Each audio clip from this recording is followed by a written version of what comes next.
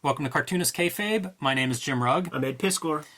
Judgment on Gotham. Simon Bisley comes to Batman. DC brings in Judge Dredd. This is a fun comic from my youth, Ed. But let's look at Red Room first. What would Judge Dredd think of this? Guilty.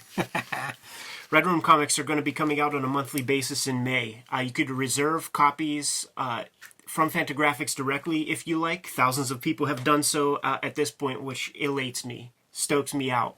You could get there by way of the Linktree portal in the description below. But it's a regular comic. You're going to be able to get this at your comic shop. I wouldn't take it for granted that your store's just going to carry a whole bunch of them. So nudge them, let them know that you want copies, and you'll put in your pull list. It's going to come out reliably. Patreon.com/EdPiskor is where I'm serializing Red Room comics, and you could see by these bootlegs that I've been sent that, look at that, man, nip slips. It's a gross nipple. I know. Sausage nips. High enough resolution that you could read these things easily, little straight on the eyeballs, and if you so choose, man, you can print up your own little bootlegs, man. $3 will get you to the archive. I have 2 issues up there right now. Put new strips up every Tuesday. Looks good, man. Good job on the bootleg. Yeah, man. It's all in the link tree, though. You can join me on Patreon as well, patreon.com/JimRugg, where I post my out-of-print zines and mini comics. These are a sample of what you can download there whenever you join up. And I also post a lot of original art, process, whatever I'm working on.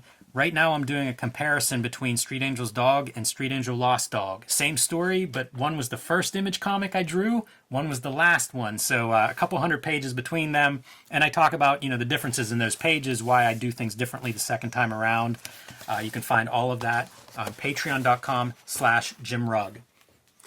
Jim, this stoked me out, man. This was the first time I read this comic, and I had a real good time. Not much... thin on story, heavy on super cool Simon Bisley artwork. That's really what this is. He has started as the Lobo artist, is how I saw him first. Had been around a little bit, but had been painting comics, say, in the UK, 2000 AD, Slanye or Slain, some of his painted work. So I enjoyed both his painting and his black and white, his line work. And I think everybody responded to Lobo so strong that it was like, we got to do more with this guy. Batman, Judge Dredd. Two big characters. Pretty strong crossover. Alan Grant and John Wagner, your writers on here, Todd Klein lettering. But this thing was just like, I hadn't seen very many painted comics, and certainly nothing that looked like this. And a Batman comic, no less. What a badass Batmobile, Look at that thing. From page 1, we're in. Like, as soon as you get into this, you mentioned it's a slight story, but the good news is, they're not fooling around. It's not a lot of intro. Batman shows up, Judge Dredd right away. Judge Death, right away. Boy, Bisley Batman, right? Crazy angles, hardcore veins popping out. Square shoulders, giant bat ears. Look at those cops. Love it. Love all that stuff. I love when you do this because it's almost Archie when you have like both heads kind of at the same view and almost doing the same pose. It's almost like a Harry Lucy like Archie drawing or something. Hilarious. But then you just paint it up and pervert it, turn it. I was thinking like the Scooby Gang when they look around a corner and it's like one head right on top of each other when looking through the doorway. Love the blue against popping off of that hot background. Absolutely. And you see Judge Death, man. Gotham is not ready for him. And Jimmy, how do you think he gets these like little spatter gimmicks? Is that like when you just hold down on the airbrush a little touch, it'll get you bigger dots? Sure. I have no idea. I like it a lot, but that's the thing about Bisley. Like, I can't reverse engineer how he does anything. Yeah, and I have not seen very much of his original art, especially like these paintings, makes it even harder to judge from just the page as to how he's doing everything. I don't know the answer, Ed. I love that he's not, this is a painted comic with lighting and stuff, and he thinks about that and he focuses on that, but like, who cares what the holster looks like? And little things like that. It doesn't have to be a wingtip dress shoe that this guy's wearing or something. Like, he picks and chooses what he's going to be referencing or trying to get quote-unquote right. Yeah, I wonder what kind of reference he uses and how much, because it's so far out. Like you look, and I'm looking at like highlights on Batman's six-pack. There's no photo reference equivalent to this. So I wonder like what he is looking at, if he's lighting models or something to get some of these ideas.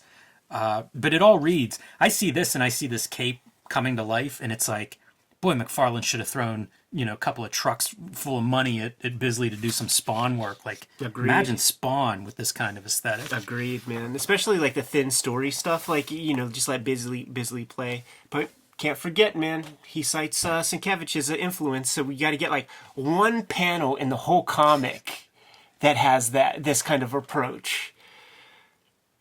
Yeah.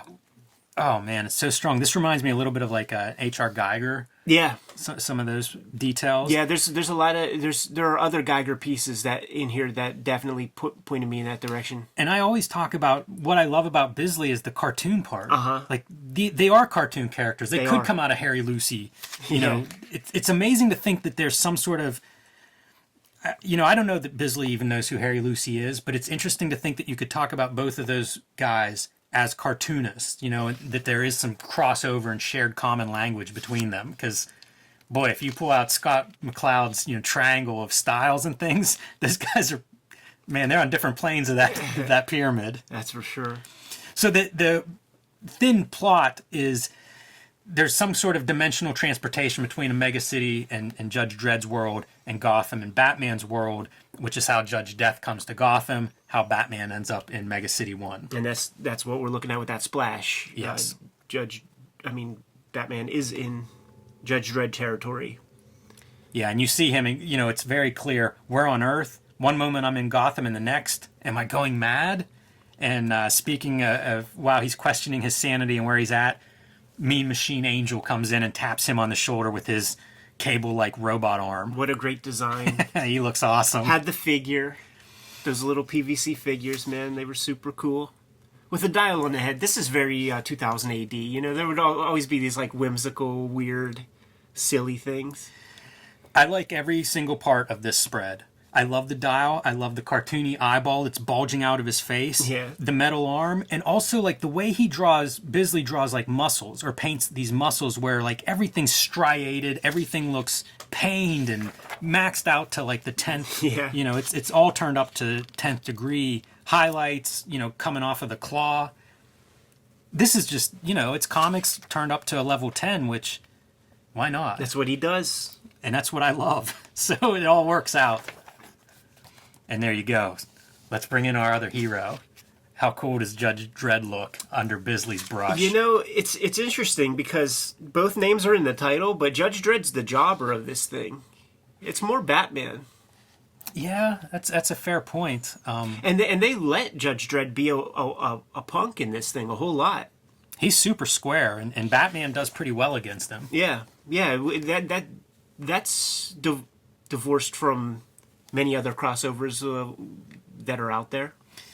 This Mean Machine, his move is this headbutt, even though he has the giant hook arm. But man, he headbutts people, and it's like more than 90 degrees. It's almost like you took your panel and just rotated it after you have it drawn in there. Judge Anderson, also one of the supporting characters in here. Cy Judge Anderson, I think, is the way we were introduced to her. Yeah, and we'll get into some of that Judge Death stuff. Yeah, man. We're going to get into some of that, man, because I got a good collection of Bullen Judge Death intro comics and stuff. By the way, Bisley, I think, would have done a killer Deathlock. Yeah. Would have been another character that he fit together pretty well. This is so fun. These two characters are the perfect dynamic, right? You have the ultimate stiff lawman versus the vigilante. Whoever pitched this, it seems like a no-brainer. Like, it's a perfect collection. Great. Yeah. Great. A chance for us to see a million little supervillains by way of Simon Bisley. I don't know who this one is. I can't tell you. Yeah. Kayfabers, who's this villain right here? And is this Mr. Potato Head? That's Clayface. Yeah, this is really good. Look at that Catwoman is a little wild. origin piece, man, with Jack Nicholson pulling out the gat. Little Robin. I love that she looks in his brain and her takeaway is weird. Yeah, that works. Bisley also did a crossover of, I want to say Lobo and Batman, but it features like a big, like Joker's one of the main characters in that story. And I think that one's drawn. I think that's pen and ink, not painted. No, there's no ears on that. That's not Man-Bat. Yeah, I don't know who that is. I bet that was supposed to be Man-Bat. Right? That's the only one that I could think of, but I don't see it. It doesn't look bat-like. Well, I mean, Bisley's not working off model sheets. That's for sure. Everybody else looks like somebody, though. Yeah, love this. I feel like that's a callback to the iconic Brian Bolland piece of Judge Dredd punching through Judge Death. Yeah, I think so. One of those satellite judges, I think, man. But yeah, that's definitely such an iconic image.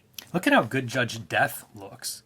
It's just, these guys, I feel like they're playing to Bisley's strengths, and maybe Bisley can just do virtually anything, and they're smart, and they don't, hold down this story with too much, I don't know, unimportant subplots and details. It's like, we want Batman punching Judge Dredd in the face and vice versa. Those writers are 2000 AD writers. So they know the score. They know what this is. Yeah, that's writers that are trained on, you get 6 pages, 8 pages. Totally. John Wagner, please, man. He's the Judge Dredd writer. And then your Batman villain for this story is Scarecrow. Right, yeah. So he and Judge Death are going to team up. As soon as he was introduced, I was like, you better hit Judge Death with that and let me see what we get. Look at how menacing Scarecrow looks. Like, that's a good character for Bisley. It's so good. And you know what this reminds, like the little vapor form of Judge Death, especially this piece right here, reminds me of those like pencil charcoal drawings from those scary stories to tell in the dark books. There would be these like weird fetus monster things and shit in there. Yeah, doing skin tone for your monsters is always the extra creepy thing to do. Right, yeah. I feel like that's an underutilized thing to do for monsters. You see it in special effects movies, but not as much in comics, although I see it more and more lately. That's a cool shit, like the Cronenberg stuff, like when you have the handguns Body or whatever. horror. Yeah. Take a good look at a mouse tail with the flesh color, man. Yeah, it's even pinker than... Oh. Makes me a little bit sick thinking about it. So another one of the money shots, splash pages, Judge Anderson busts Batman out and is trying to get him to that interdimensional portal. Doesn't like the idea that Judge Death is operating somewhere and will just kill everybody if they let him go. Judge Dredd is more reluctant since it's outside his jurisdiction, but once Batman flees, now he's got his perp on the run. So that illustration, this is like one of the kind of weaker compositions in a way, just because of the stacked heads. Like if you just move them around a little bit more. I like the idea of Batman riding on the back of the bike. Right. Little gender reversals there. Yeah, you see, it's like that scary stories to tell in the dark art still. I wonder if those went transatlantic. Yeah, I have no idea. Wouldn't surprise me. I mean, it's a big Pretty franchise. huge here, yeah. You'd think somebody would try it out. Whether it got to Simon Bisley's eyeballs or not. Yeah.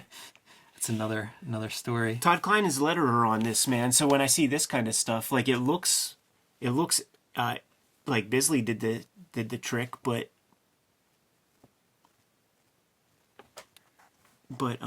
if Todd Klein did that, that's pretty awesome. I mean, he clearly would have done these ones. Yeah, but like, did he do that one or did he do this one? This has splatter effects on the crash here, so I don't know. That's got to be part of the artwork. I think so. Yeah, the sound effects are always something I wonder about who's doing what. And it does look like it's a blend of the two. This is so gross.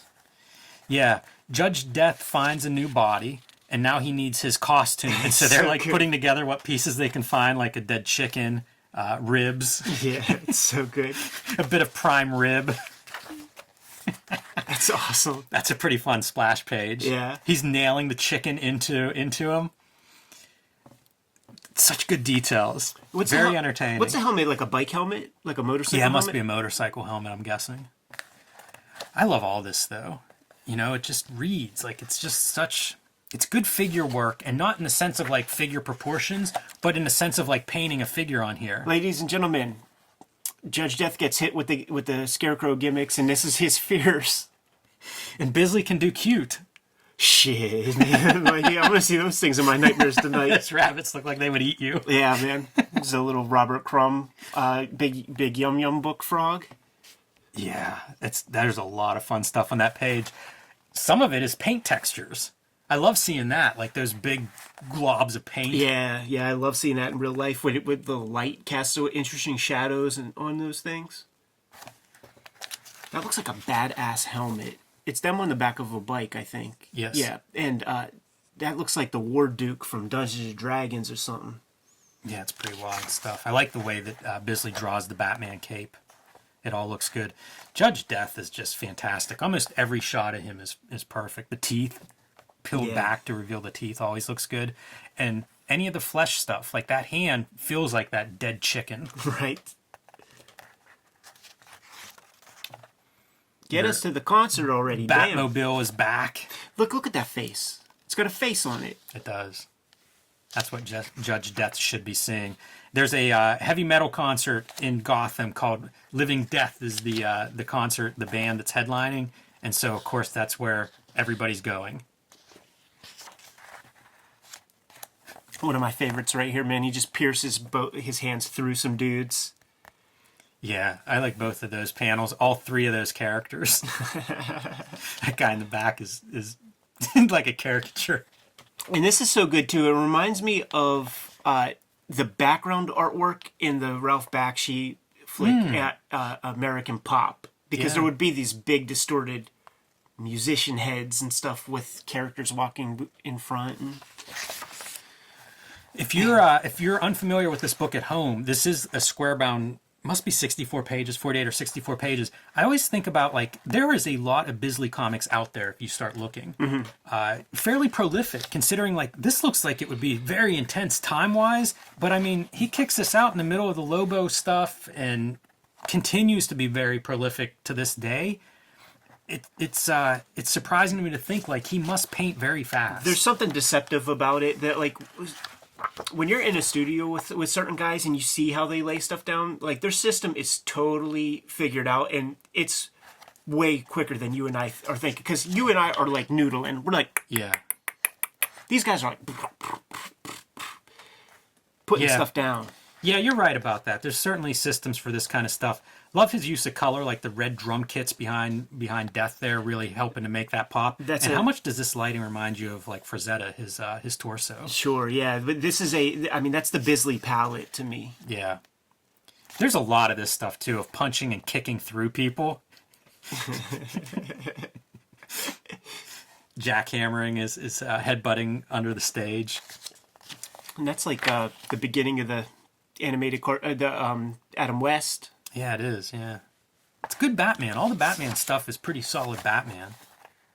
Which I guess, if you're doing a Batman book, you've got to nail it. But one of the better interpretations of Batman, I think, because it doesn't exactly look like anyone else's Batman. Yeah, the closest with the horns. But it looks really, really cool. Wrightson did that, but he's making it his own thing. This is an image of Judge Dredd that I've seen all over the place. Very iconic. And it's odd, like, cropping it at the ankles and stuff. It is kind of odd. If it wasn't for him drawing boots and feet all the time, like he could have been branded as not doing feet. And your main heroes take out the main villains, as you expect. Right. That's pretty alien-esque. We mentioned Geiger earlier. That's almost the xenomorph. For sure. There's a lot of xenomorph Judge Death throughout this thing. Yeah, in order to kind of resolve this stuff, this is pencil stuff too. If you look, yeah, it's coming back to that one panel where I said there was just one of them. Yeah, guess what? There's maybe 5. It's pretty good. Dave McKean is somebody that I would see doing this stuff, especially in the early '90s and late '80s, and like Black Orchid and Violent Cases. You would see some of that work. Yeah, and then like Glenn Fabry is the other painter that in early Bisley interviews we would see. Those two taking good-natured shots. As far as I know, they're friendly, but stylistically, I think you can see some crossovers in some of their techniques. For sure. It's pretty especially fun. like these spatter things Fabry does a lot. Yeah, I think the way Fabry does sort of like Muscles too. If you look at the Preacher covers, I see some real similarities. Like they're very hard the way they define like what could be soft edges. Right. But I like that hard definition. It's almost a cross between painting and line work. The fact that like both of these guys kind of have that aesthetic and they worked in British comics, like in my mind, I think of that as a British way of doing things. Yeah, you wonder if they're coming from some common influence, some teacher, somebody that was floating around that had a big impact on a few of these guys. I wonder that, but another part of my thinking with that is just the deluge of British Simon Bisley wannabes in 2000 AD where they're trying to keep that. So it's like when I see this, it just makes me think British comics because it's like he leads the pack. Glenn Fabry is, number 2, and then a whole lot of like guys that barely have crossed over into America. Yeah, you'll see it in like the Marvel UK advertising from those early 90s where there's some serious guys being influenced by Bisley for sure. Yeah.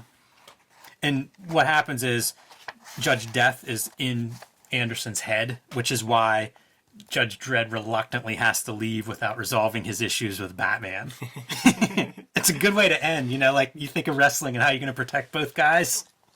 It's pretty satisfying, there's bigger fish to fry that keeps them from sorting out their differences. But man, this was a cool book whenever it came out for me, and I enjoyed revisiting it, like seeing this stuff. This is some primo Simon Bisley art for sure. First time I read it, enjoyed it immensely, super fun. It's a very lightweight story, but all the visuals that you want are in here. You know, I mean, it is Bisley doing Batman and Judge Dredd, and really just cool shots of them throughout the book. No talking heads. That's the truth. Ready to bounce? Yep. Kayfabers, like, follow, subscribe to the YouTube channel. Hit the bell. We'll notify you when new vids are available. Jimmy, what do you have for us? You can join me on Patreon at patreon.com/JimRugg, where you can find a lot of my out-of-print zines and mini comics to download. You can also find a lot of my process, original art, and how I make comics at patreon.com/JimRugg. Red Room Comics are going to be out in the wild beginning May 2021. They're going to come out on a monthly basis. You can reserve copies today through Fantagraphics if you choose. There's a link tree in the description below that could send you to the website for that.